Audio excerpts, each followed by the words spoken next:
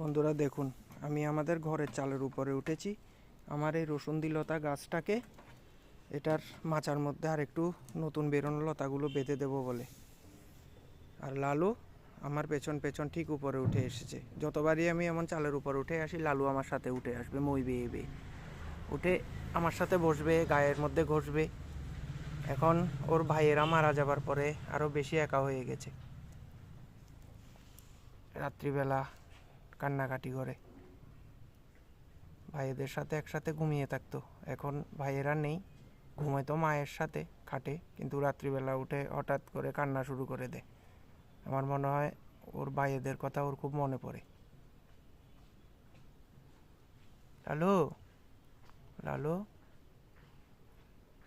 লালু, এখন দেখুন কি সুন্দর করে ঘুমিয়ে আছে এখানে।